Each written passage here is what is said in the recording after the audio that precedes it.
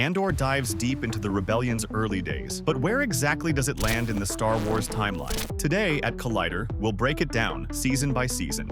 Rogue One, a Star Wars story, is the closest connection to Andor in the Star Wars timeline, as both center on the character of Cassian Andor. Rogue One takes place in the year 0 BBY, which means Andor begins 5 years earlier in 5 BBY. BBY stands for Before the Battle of Yavin. Dates in the Star Wars universe are measured in relation to this event, so every date is followed by either BBY or ABY, after the Battle of Yavin. And why is that? 2 reasons. 1. The Battle of Yavin was a defining moment for the Star Wars universe. 2. All fans are aware of it, whether they realize it or not. And for those not aware, the Battle of Yavin takes place in the original Star Wars film, A New Hope. It is the Battle of the Death Star and ends in victory when the rebels, led by Luke Skywalker, destroy the Death Star.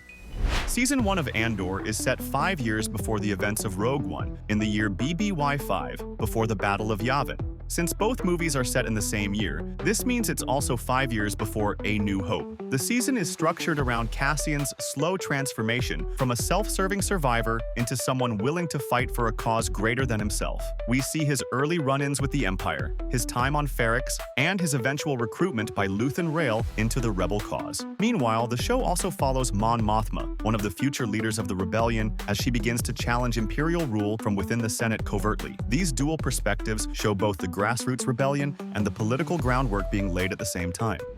Season 2 will cover the 4 years from BBY4 to BBY1, leading us right up to the events of Rogue One. Each block of episodes in Season 2 is expected to jump forward in time, showing major missions and moments in Cassian's evolution as a spy.